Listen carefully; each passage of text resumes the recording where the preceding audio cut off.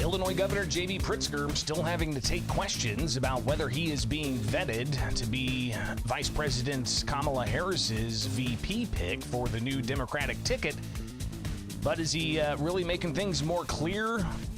Welcome back, Illinois in Focus Daily. I'm Greg Bishop. Like, subscribe, hit that notification bell each and every weekday morning, waking you up here with America's Talking Network and the Center Square to give you what you need to know to start your day. Of course, we've been talking about whether or not Pritzker has been being vetted.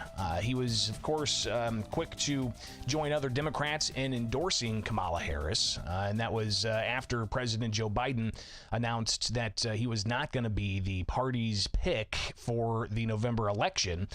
So clearly that is something I think is interesting in how this is all played out, especially with the governor essentially saying that you've got the issue of who's going to beat Donald Trump. And that's why Biden says he stepped down for the good of the country and democracy, and then the Democrats falling into line and supporting Kamala Harris. But we still don't know who the VP is going to be. And a long list of potential candidates. Pritzker's been on that list since the get-go, and he's had to be asked questions for more than 2 years, frankly, about whether or not he has aspirations for higher office. So again, Tuesday, he was asked by MSNBC if he received vetting materials. He said no. Wednesday on CNN, he said he's not going to share private conversations he's had with individuals at the Harris campaign. And that raised questions as to whether he is or is not in conversations about this. The governor had 2 events yesterday. We're actually going to look more detail into the first event of the Secret Service, FBI, Chicago law enforcement, talking about the security for the Democratic National Convention. So we'll touch on that here in a bit. But the governor was asked during that event separately about whether or not he has had communications. He seems to try to work to clarify what has been reported on for the past week. And here's the governor on Thursday discussing this with members of the media in Chicago yesterday.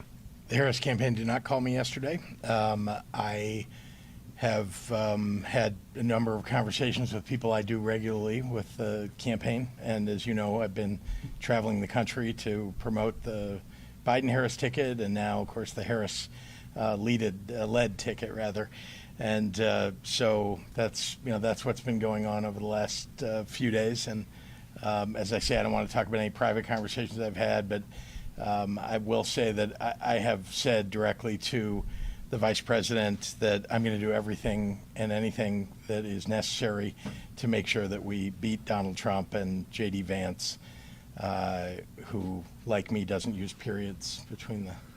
Sorry, some of you will get that. And to make sure that we're communicating across the country the message of hope that comes from a Harris candidacy and her victory in November. Thank you. And on the vetting materials issue?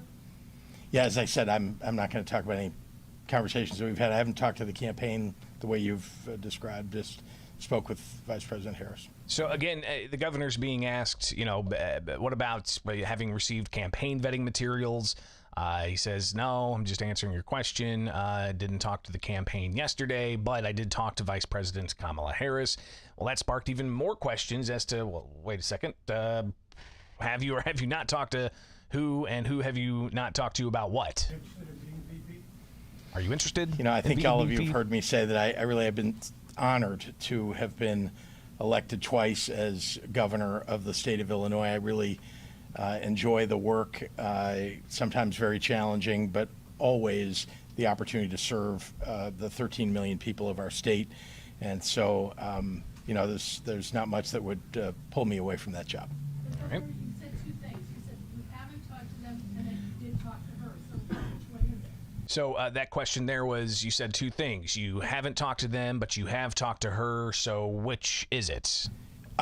Sorry, I think the question was, had I spoken with them in the last day? Did I get a call? And the answer is no. I didn't mean this. Have you spoken to the Harris campaign? Well, sure. I don't know anybody who's involved in Democratic politics that isn't talking to the Harris campaign, if you have the opportunity to.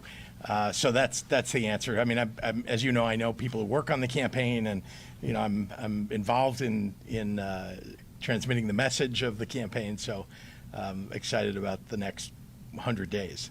And then the governor's asked a direct question. It's a little difficult to hear, so I'll reiterate it here as it comes through. Have you been contacted to be vice president? Again, I'm not going to talk about that. I can tell you that I'm going to campaign. Whatever happens in this process that I understand is going on, my job is to make sure that we win in November. So I'm going to work hard to do that, as I have for, I don't know, the last year and a half of this campaign. So did he clarify things? Again, that was some of the Q&A from his first event yesterday, which was a joint news conference about security around the Democratic National Convention. So clearly there's more to be said about that issue. But the question of, is he being vetted for VP? The series of interviews he's had, of course, Tuesday MSNBC, national footprint.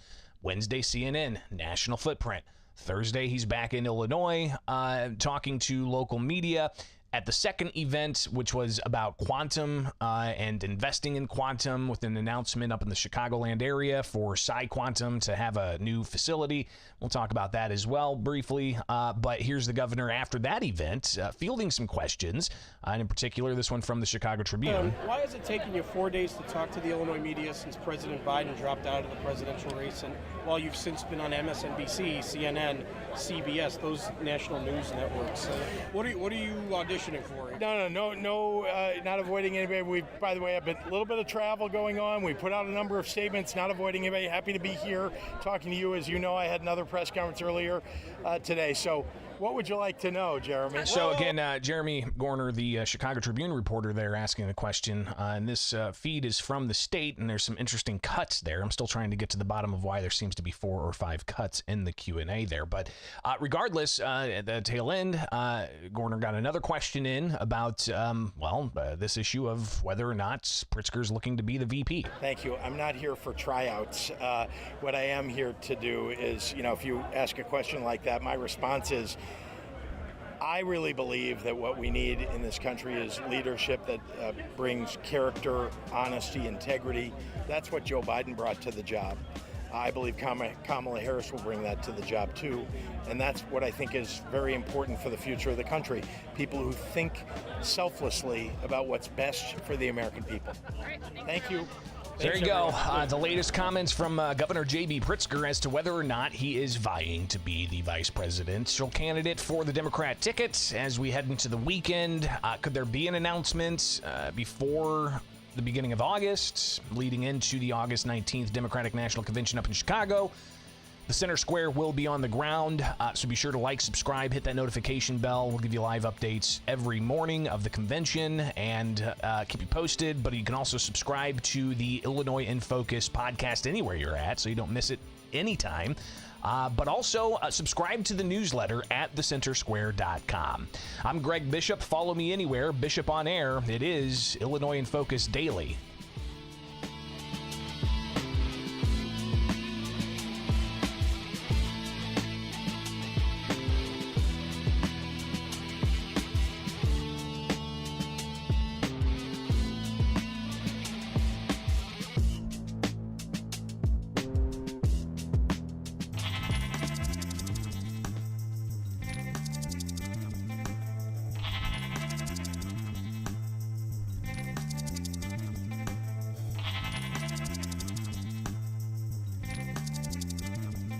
Well, there's been a very strong partnership between the state of Illinois and the county of Cook to prepare ourselves for that act if it were to take place.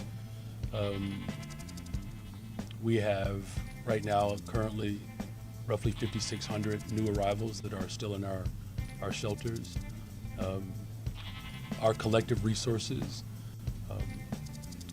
are prepared for as many as 15,000, but we certainly hope that Governor Abbott finds Jesus Christ as the Lord and Savior and don't do that. That's Chicago Mayor Brandon Johnson reacting to the question yesterday of how the city plans to deal with a possible surge of non-citizen migrants heading to the city around the DNC. Good morning, back at it, Illinois in Focus Daily. I'm Greg Bishop. Subscribe, like, hit that notification with America's Talking Network. Yeah, last week we were in the Republican National Convention tracking what happened there. And of course, if you missed those broadcasts, you can go back to the America Talking YouTube channel and find those broadcasts and the segments. But we're going to be on the ground at the Chicago Democratic National Convention. This is the national convention for Democrats to get together. It's been thrown into intrigue with President Joe Biden announcing that he's not going to be the presidential candidate for Democrats for a second term up against Republican Donald Trump. Republicans had their national convention last week, and being on the ground there, you saw the security apparatus. I am under the understanding it's going to be a very similar security apparatus around Chicago, but officials from national, state, and local law enforcement held a news conference yesterday to talk about the security perimeters and how that's going to play out. And if you want more information on this, you can go to chicago.gov OEMC. Again, chicago.gov/OEMC. And you can see there an overview of all the different things they've got going on.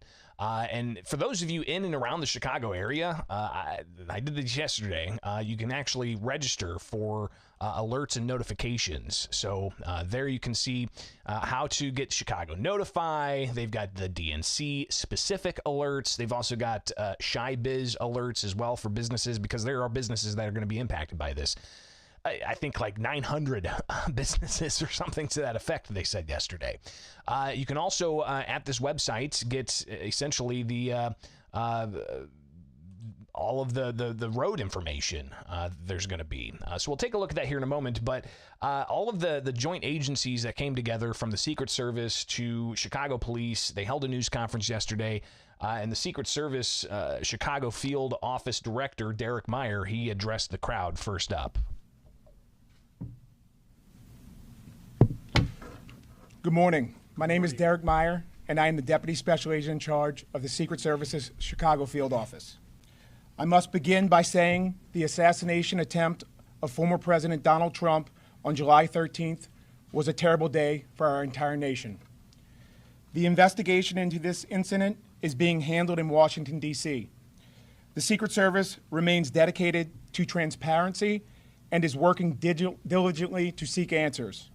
An incident like what took place in Butler, Pennsylvania, must never happen again.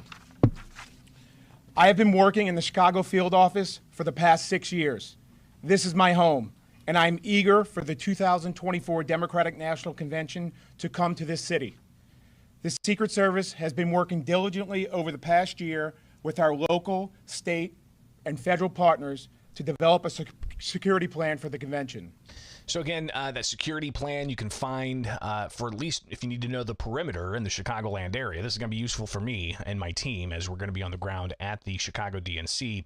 If you look at that impacted area through the Chicago Office of Emergency Management Center, you can see some of the perimeters restricted for pedestrians. But also there's a vehicle screening perimeter as well. So they're going to have like concrete barricades up. They're going to have like 8-foot tall steel gates all over the place. And that's just for the United Center. But then they've also got the McCormick Place with a separate site. And there's a few miles between the McCormick Place and the United Center, but you could see there as well some of the vehicle screening perimeter and the pedestrian restricted perimeters that are up with vehicle screening checkpoints and so on.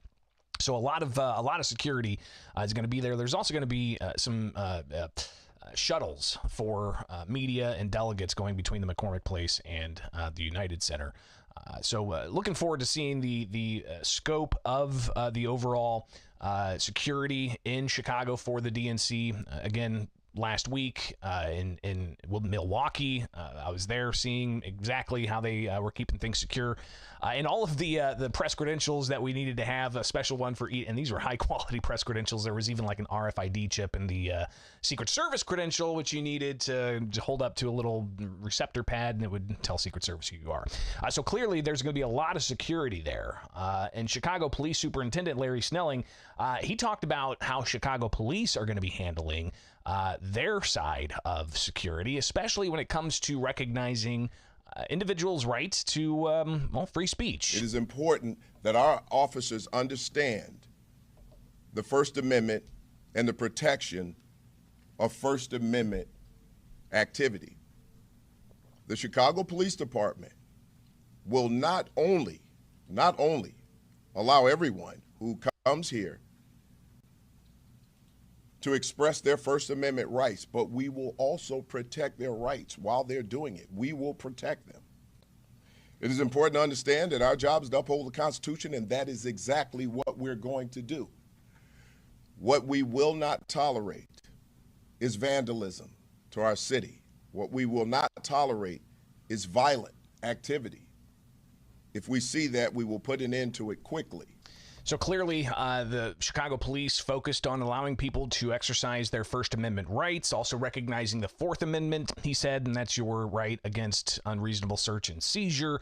But if they see any vandalism, any violent acts, they will stop those immediately upon seeing them. There was also other law enforcement that said, even the FBI was there, if you see something, say something. If you see anything, if you see any threats on the streets, say something. If you see something that is an immediate emergency, call 911. But they have tip lines through the FBI, through local law enforcement, to even have people report stuff they may see on social media that could be threatening. So obviously, it's not just law enforcement there on the ground. They're asking for the public to help out as well. But one thing that Snelling made clear yesterday was that in order to have a successful DNC in Chicago, it's not just about keeping the DNC safe, it's about keeping all of Chicago safe. And that means while there's going to be an enhanced police presence around the McCormick Place and around the United Center in Chicago, again, beginning August 19th through the 22nd, that's the convention, you can expect to see a lot more security prior to that. But in order to, flood the zone, so to speak, of law enforcement in those two high-profile areas, you've got to make sure the rest of the city's safe. And Snelling says they're bringing in outside officers to help with the DNC infrastructure so Chicago police can focus on some of the more, quote, volatile areas of the city. Of outside agencies who are going to come in. Most of them are right here from Illinois, and then we have some from Milwaukee who are coming in. They will be assigned to areas where we need help with infrastructure. They will not be in the neighborhoods. They will not be in areas where we know there's a possibility that they would have to take some type of police action. Now, that doesn't mean that they won't have to where they are, but this will free up our officers, our Chicago police officers, to be in more volatile areas, right? Because this is our city, and our officers are bound by particular rules, regulations, and laws. At the same time, all of those officers who are coming in to the city of Chicago, they will be getting 8 to 12 hours of training on some of our policies, training, and the expectations of our city. So we have a really good plan in place for that, to make sure that they're secure and that our officers are responding to those more volatile situations in the city. So, again, just some of what Snelling had to say there, ultimately reiterating that it's about making sure the entirety of the city is safe, not just the DNC. But what about those protest groups? There's lawsuits right now pending about restricted areas. Can certain groups get where they want to be in sight and sound of the delegates, for instance, which in Milwaukee, when I first got there, I did see a contingent of protesters filling the streets, marching through with all kinds of signs. They were far away from the security perimeter. And when I was in the security perimeter for the RNC, I really couldn't see anything beyond a flood of delegates and vendors and media. So there really wasn't much of the, within sight and sound of the delegates for protesters. So how's that going to play out in Chicago? Snelling says that he's already talked to a lot of protest groups. He expects to talk to a lot more. Well, here's what I can tell you, because it's unpredictable who will arrive here. We're willing to meet with any protest group to have that conversation, to talk about expectations, to explain what it is that we expect of them. And that is going to be interesting conversations and to see how it plays out on the streets. So a lot of questions about, the delegates' safety, a lot of questions about visitors' safety, but also upholding residents' safety and access to city services while this goes on. But what about non-citizen migrants? We heard earlier this week Chicago officials questioning the amount of migrants they expect to get from the southern U.S. border, something that Texas Governor Greg Abbott signaled he would do. And yesterday, Chicago Mayor Brandon Johnson, being part of this news conference, was asked that question about non-citizen migrants and how the city is going to brace for this, because the city's already said they haven't budgeted for a surge, and it could potentially be thousands of people sent in the weeks ahead of the Democratic National Convention. So here's Chicago Mayor Brandon Johnson. We played this clip at the front of this segment. Here he is being asked that question. Well, there's been a very strong partnership between the state of Illinois and the county of Cook to prepare ourselves for that act if it were to take place. We have right now currently roughly 5,600 new arrivals that are still in our shelters. Our collective resources are prepared for as many as 15,000, but we certainly hope that Governor Abbott finds Jesus Christ as the Lord and Savior and don't do that. So he hopes that Governor Abbott finds Jesus Christ as Lord and Savior and don't do that. Again, how is the city going to be handling those non-citizen migrants that could be transported to Chicago ahead of the DNC? We'll see how that works on the ground. Again, the Center Square will be there. Be sure to subscribe to the newsletter, subscribe, and hit that notification bell with America's Talking Network to join us each and every weekday morning here with Illinois in Focus Daily. I'm Greg Bishop. Thank you for being part of the program and keeping updated with what's going on in the land of Lincoln.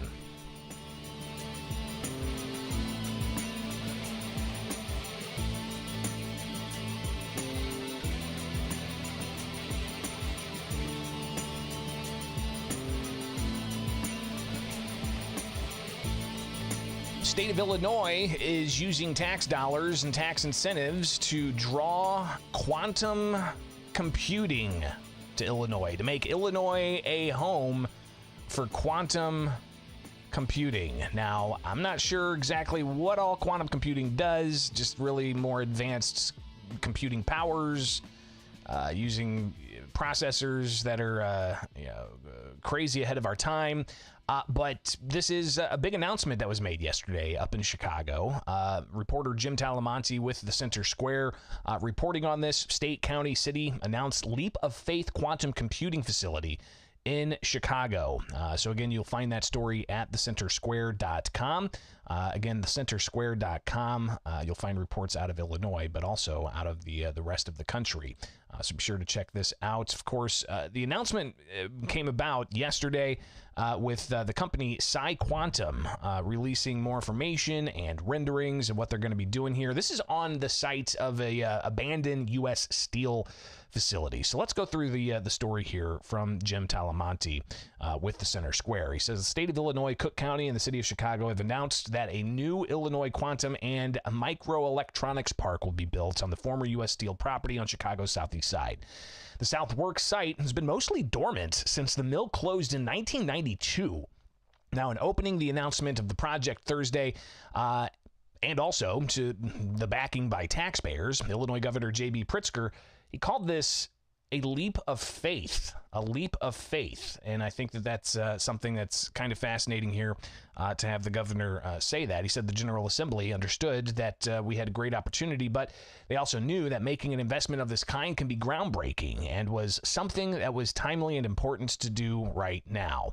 You also had Illinois Senate President Don Harmon get up and talk about how they went from chaos to quantum, and how's that for a good turnaround agenda? And again, this is all part of an announcement. The General Assembly allotted $700 million of taxpayer funds for the Quantum Park. The city of Chicago and Cook County each kicking in $5 million from taxpayers. Tony Preckwinkle, the county board president, talked about how this invests in a community that's historically not had investment.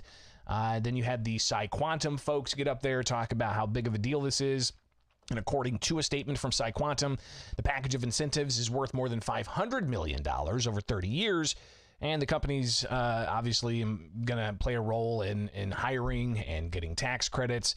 But you had the CEO, Jeremy O'Brien, say that the Chicago facility is the fulcrum of a new innovative community. And he talked about how this is, the essence of the former U.S. Steel facility now becoming a huge part of the quantum industry. Some serendipity there, I guess. These systems will allow us to simulate, calculate, and understand the behavior of materials, chemistry, physics, and information at a level that no conventional computer will rival, O'Brien said. You also had the University of Illinois there and the University of Chicago, Northwestern. They're all playing a role in this. Robert Jones, he's the U of I chancellor, talked about how this quantum efforts, again, there's a lot of tax dollars that are backing this. But how the quantum effort is looking at, the types of leaps and bounds that the internet brought about, or that the visible LED brought about, or the MRI. He said that I challenge you to imagine a societal change at a scale and speed even bigger than those three examples. So officials, they hope to have this thing up and running by 2027. Again, go to thecentersquare.com, because that's not just the only report you get. You get all kinds of things. And again, I encourage you to check out the stories there, just to look at some of the headlines from the last week, public forums that were held throughout the state, talking about utility rates being increased. And for those of you on the live stream, you lost a little bit of that, but really it was just telling you that you can subscribe to thecentersquare.com's newsletter. All right, so get that each and every weekday morning. Join me here with Illinois in Focus each and every weekday morning, and get the podcast anywhere. Illinois in Focus Daily. Search that out. All right, so if you can't make it to the daily live show, get the podcast. It's America's talking network, Illinois in Focus with the Center Square. I'm Greg Bishop. Have yourselves a great weekend. We'll see you back here on Monday.